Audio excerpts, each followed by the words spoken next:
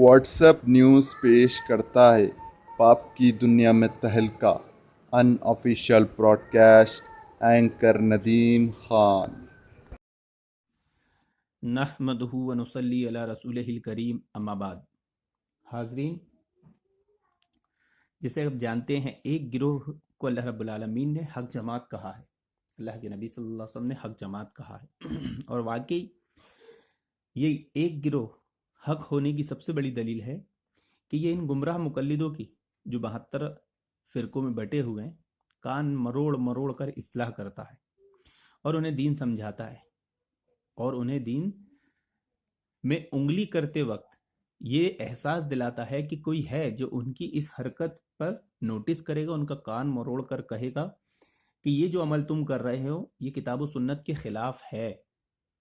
یہ احساس دلاتا ہے وہ حق گروہ، اور وہ حق گروہ ہے جماعت اہل حدیث، لا تزال طائفۃ من امتی ظاہرین علی الحق۔ اور آج الحمدللہ اسی ذمہ داری کو ادا کرتے ہوئے ہم آپ کے سامنے ایک بریلویوں کا بقلول اعظم ہے، گمراہ مقلد ہے، مقلد اعظم ہے، شاعر رضا نام ہے۔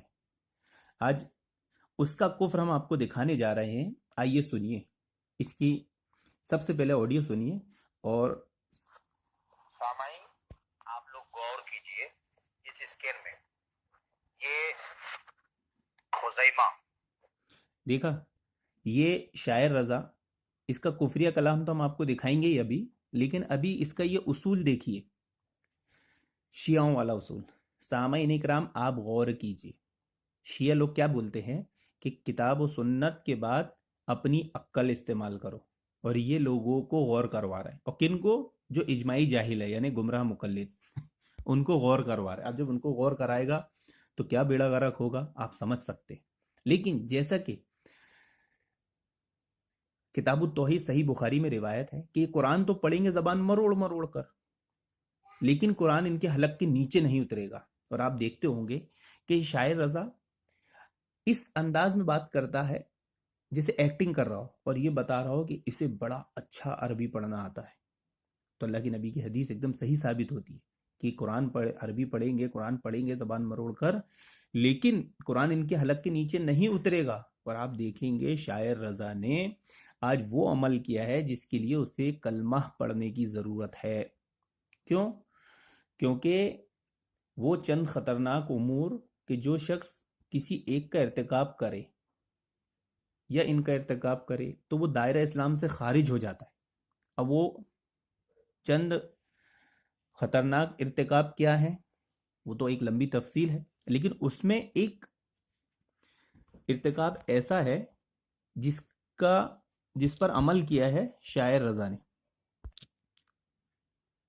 اور وہ ہے کہ شریعت محمدی کے کسی ایک حکم یا اس کے ثواب و عقاب کا مذاق اڑائے تو وہ بالاجماع کافر ہے۔ اور اس پر سورۃ التوبہ کی آیت کہ قل اب اللہ و آیاتہ و رسولہ کنتم تستہزئون لا تعذروا قد کفرتم بعد ایمانکم، کہہ دیجئے کیا تم اللہ کی ان آیاتوں اور اس کے رسول کے ساتھ مذاق کیا کرتے تھے؟ تم بہانے نہ بناؤ، بلا شبہ تم اپنے ایمان کے بعد کافر ہو گئے۔ اور جب یہ بات پہنچے گی شاعر رضا کے خلاف کہ اس نے تراویح کا مذاق اڑایا، تہجد کا مذاق اڑایا، اور وہ باتیں کر کے ہنس رہا تھا اور لوگوں کو ہنسنے کا موقع دے رہا تھا اور کفر کر رہا تھا، تو یہ بہانے بنائے گا، جیسے آیت میں ہے کہ تم بہانے نہ بناؤ، بلا شبہ تم ایمان کے بعد کافر ہو گئے، تو یہ بہانے بنائے گا، نہیں میرا ہنسنا ایسا نہیں تھا ویسا نہیں تھا۔ لیکن ہم آپ کو سناتے ہیں کہ دیکھیے وہ کیسے تہجد و تراویح کی بات کر کر اس کا مذاق اڑا رہا ہے۔ کی حدیث کی کتاب کا اسکین دیا ہوں میں، جس کا ترجمہ وہابیوں نے کیا ہے، کتاب السنہ.com سے اس کتاب کو لیا گیا ہے، اور اس میں وہابیوں کے فوائد موجود ہیں۔ تو وہابی مولوی نے فوائد میں کیا لکھا ہے دیکھ رہے ہیں آپ لوگ؟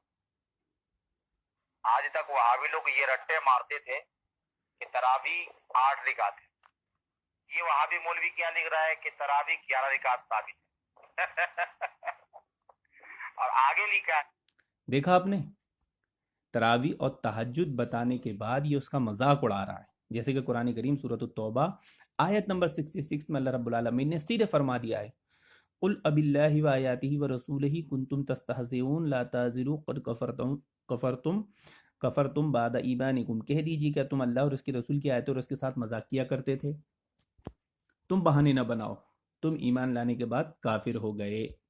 اب دائرہ اسلام سے تو خارج ہوا ہی ہوا، اور آگے بھی اس نے مذاق اڑایا ہے، تو کیوں نہ ہم اسے سب سے پہلے دعوت دیں کہ یہ کلمہ پڑھ لے، لیکن آگے اس کی جہالت ملاحظہ فرمانا ضروری ہے۔ صرف اتنا بتا دیں گے تو آپ بولیں گے اس نے جو باتیں بولا ہے تراویح و تہجد کے تعلق سے، اس کو کیوں عیاں نہیں کیا گیا، اس کو کیوں واضح نہ کیا گیا تاکہ عوام کی اصلاح ہوتی، تو کہیں اس کی بات درست تو نہیں؟ تو اس کی بات درست نہیں بلکہ مذاق ہے، مذاق۔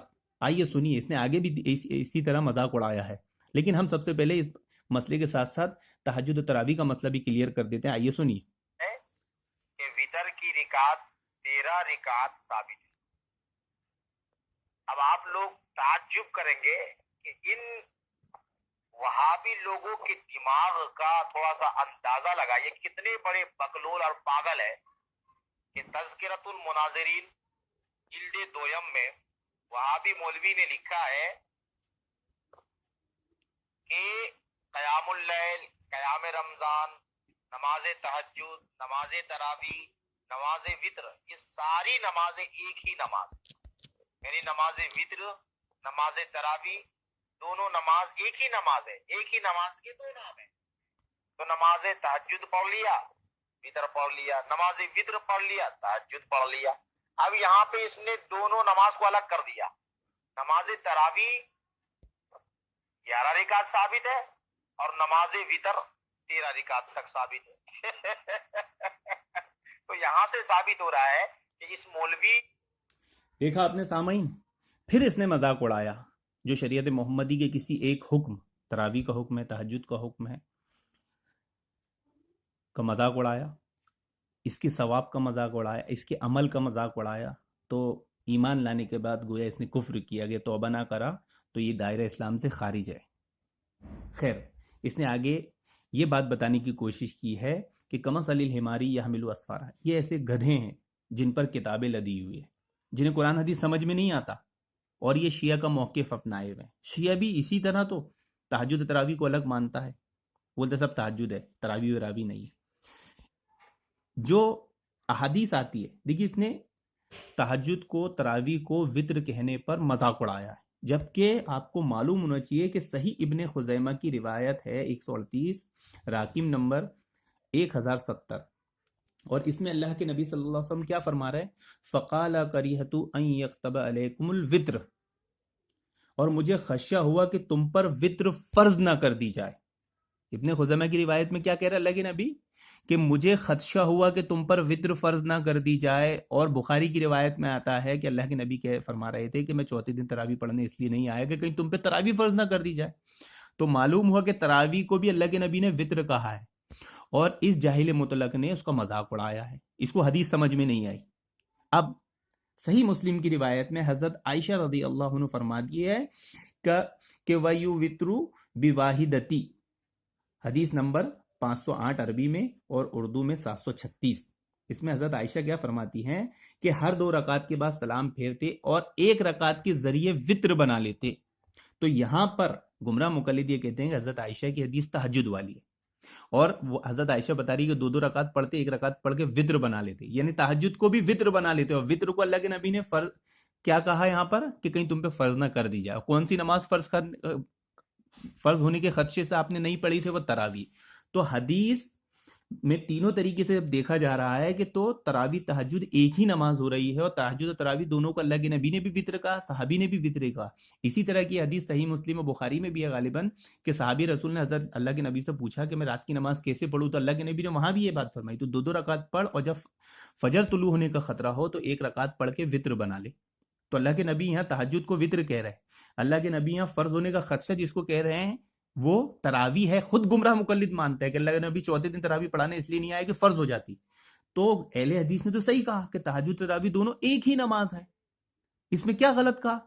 تو وہ اس حکم کا، اس کے ثواب کا، اس کے عمل کا مذاق اڑا رہا ہے، اور جو اللہ کی شریعت محمدی کا مذاق اڑا ہے وہ اگر ایمان والا ہے بھی تو اس نے کفر کر دیا، وہ دائرہ اسلام سے خارج ہو گیا۔ شاعر رضا دار اسلام سے خارج ہے. اب وہ جب تک کلمہ نہیں پڑھے گا، جب تک وہ دائرہ اسلام میں آئے گا نہیں، جب تک توبہ نہیں کرے گا. اور معلوم ہوگا آپ کو کہ یہ وہ ان پڑھ جاہل ہیں جن کو معلوم ہی نہیں کہ قرآن حدیث کیسے سمجھا جاتا ہے، قرآن حدیث سمجھنے کی کیا بات ہے. اب بھلا بتائے، بولے ایک جگہ تراویح کو 11 رکعت کہتا ہے اور ایک جگہ تہجد کو 8 رکعت کہتا ہے.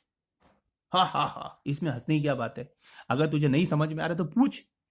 اب کوئی بیوقوف قرآن کریم میں سے حدیث میں سے نکال کے لائے کہ ایک طرف رمضان کے روزوں کو فرض کہتے ہیں اور ایک طرف غیر رمضان کے روزوں کو نفل کہتے ہیں. ہاں ہاں ہاں، تو یہ کوئی ہنسنے کی بات ہے بیوقوف ہو؟ ارے وہ نفل روزے ہیں تو اس کی کیفیت الگ بیان کی جائے گی، فرض روزے ہیں اس کی کیفیت الگ بیان کی جائے گی. تہجد پورا سال پڑھنا ہے اس کی کیفیت الگ بیان کی جائے گی، اور تراویح پورا مہینہ پڑھنا ہے اس کی کیفیت الگ بیان کی جائے گی.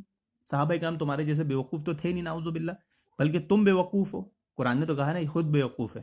تو یہ جاہلوں کو سمجھ میں نہیں آتا، یہ بقلول اعظم ہے، خود بقلول اعظم ہے.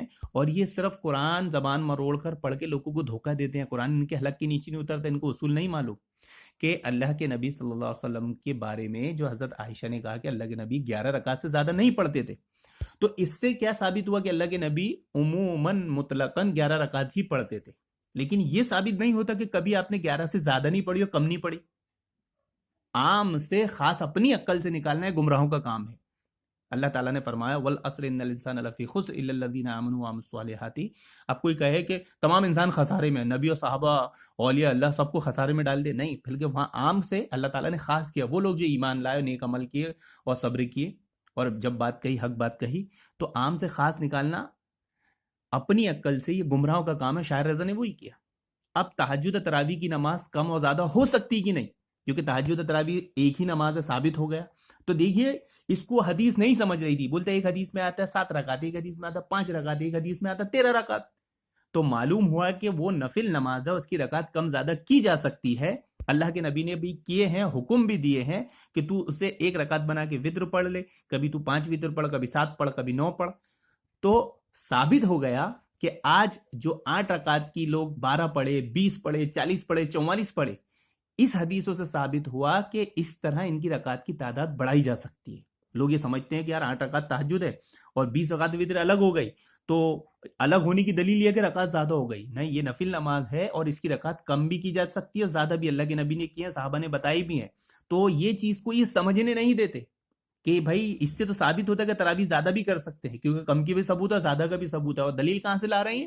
تہجد کی حدیث سے. یہ تراویح کو کم زیادہ کرنے کی جو دلیل ملتی ہے نا، یہ ملتی ہے تہجد کی حدیث سے. اور پھر یہ جاہل ان پڑھ شاعر رضا جیسے بقلول اعظم، بیوقوف اعظم، گستاخ رسول، گستاخ اسلام، اللہ کی آیتوں کا مذاق اڑانے والے کہتے تہجد و تراویح الگ الگ ہے. اللہ رب العالمین ان بیوقوفوں سے امت مسلمہ کی حفاظت فرمائے، آمین یا رب العالمین.